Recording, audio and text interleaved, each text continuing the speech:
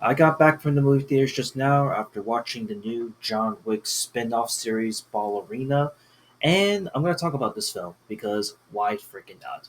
So, Ballerina.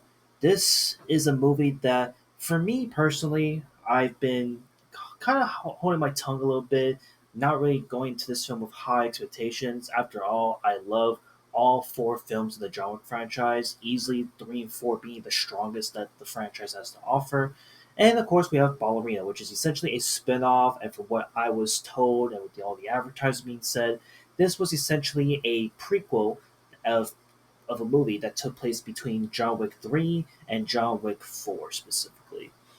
And I can definitely say that aesthetically wise, going into this film, I was really expecting like it's gonna be another like runaway cash grab kind of movie.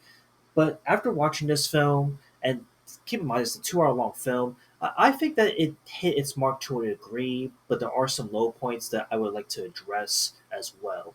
So I guess we'll start with what the movie's all about. So the movie takes place in the John Wick universe, and instead of you following John Wick, we are now followed by a new main female protagonist under Eve Makaro, played under Anna de Armas.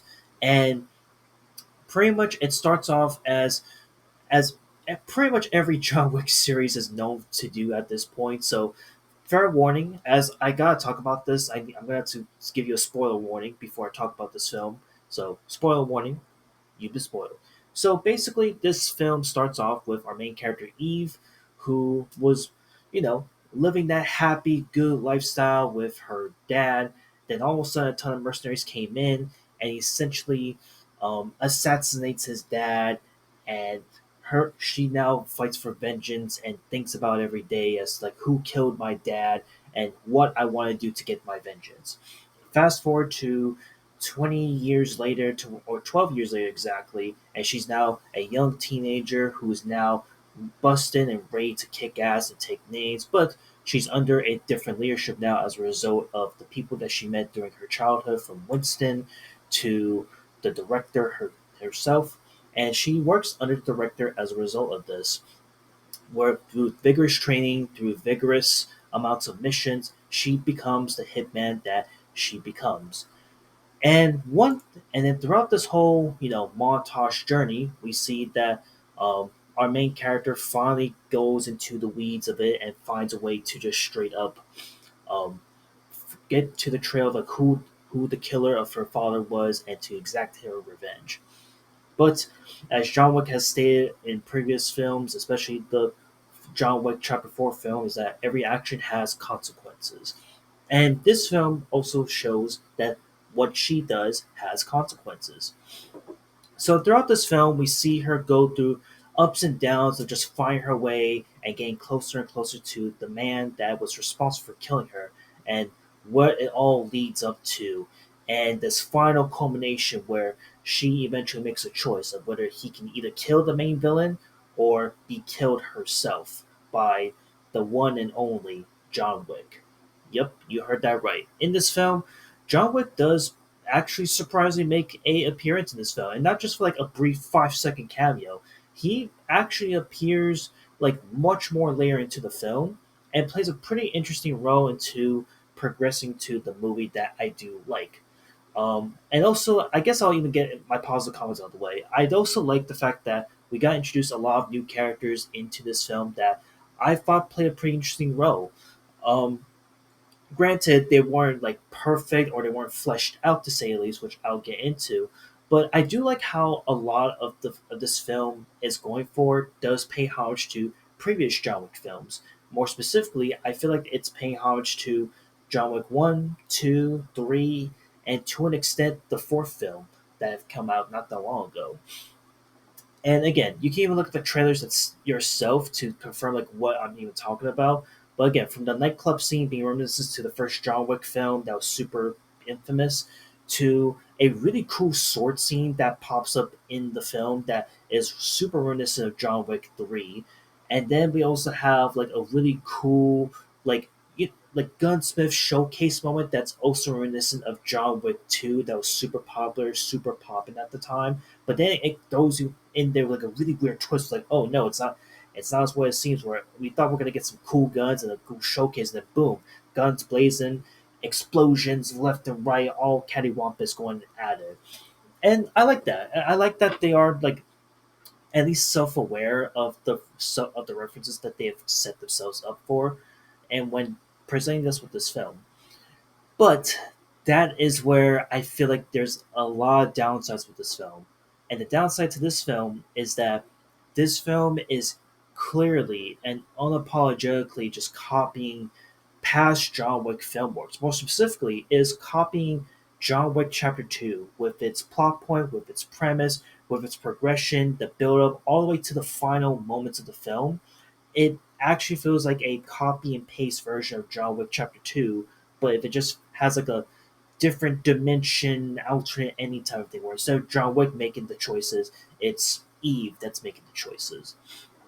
And I also didn't like the fact that while it did give us a lot of character depth at the beginning of the film, it felt rushed to an extent. Especially with one of the main plot points being like a huge plot twist, by the way, that came out of nowhere in the film, where the actress who plays Eve comes across her twin sister that was part of this whole entourage, and is like, "Oh my god, I thought you were dead. I knew you were dead." And she clearly doesn't recognize her sister, and the sister, played by the actress Lorenza Izzo, which, mind you, she did the best that she could with what she was given, but it felt so out of nowhere. Like it really just felt out of nowhere. Like in the midst of all the gunshots and the blood drawn, like she just drops that bombshell of like, "Oh yeah, I'm your long lost sister, and I've been jealous of you, and I've adored you," and then she dies instantly the moment they reconnected with each other. Like what the hell? Like that is the goofiest shit ever. But what is even more goofier is some of the fight sequences. The fight sequences in this film, it's not as crisp and clean as past John Wick films, which I will admit, but there were some standouts to me that were really strong that kept it going really strong, really interesting. Definitely one of the biggest highlights of a really weird fight sequence was, again, spoiler warning once again, is a fight between Eve and another main villain, and it was basically a battle between a flamethrower and a water hose. And that shit was so hilarious that I almost ended up laughing in the film, honestly. But it ended where Eve won because she had the freaking water hose and doused the dude in water. And again, in general, the premise of the film and the way it goes into that very climactic ending where she has to make a final choice of whether she kills the villain or she lets him go and she gets killed herself is super reminiscent of what happened with John Wick Chapter 2, where John Wick had to make that ultimate choice of where he can kill the person that's been tormenting him this whole time throughout the whole journey and end all once for good, but the consequences are it's Continental and the whole world's going to be up against him, or he just walks away. And you already know how John Wick Chapter 2 would more or less end at this point, so why would I even bother talking about it? So, anyway, I think From the World of John Wick Ballerina movie is honestly a must watch film. And in most cases, I wouldn't recommend a spin off film because, again, a lot of people are going to watch this film and instantly say that this is more or less a filler movie. And I do agree that it is more or less a filler movie, but it is really cute. It is really wholesome. I mean, even the late great Lance Reddick, actually makes a huge display here in this film too. While it was brief and short, I mean, he plays his role still well to this day as Charon. And on top of it, I will say that again, the one thing that really is holding Ballerina back from being like a good standout alone film and not just a spin-off film is that it's really just using all the tropes that we know worked in the past John Wick films to making it really good. Which once again, as I've mentioned already, there are a lot of moments in the film where it's clearly taking inspiration from the past four films of John Wick and kind of put it into this version of Ballerina. And while that's not a bad thing by any means. I just wish it stood out on its own two legs in its own simple way. Again, there were some cool fight sequences and really cool emotional depths that were definitely explored a lot better in much past films. And this film did its best that it could, but I just think that it didn't push itself enough to being a good standalone film. So, in a nutshell, once again, to recap, I think this is a must watch film, but it's a must watch film if you love the John Wick universe, if you are really interested in this spin off. Again, you are going to get highlights left and right, but you may come across by the end of this time you're done watching this film, you're probably going to end up feeling like, I think I can comfortably say I'm going to watch the last four films and leave that at that. But again, I think this is a pretty good film. I guess also if I had to score it at the moment, uh, I give it a good job out of 10. I can't even really give it a formal score. It's a good job. It's not a great job, but it's a good job. So yeah, just want to talk about this, and yeah, that's really about it. I'll see you in the next one later.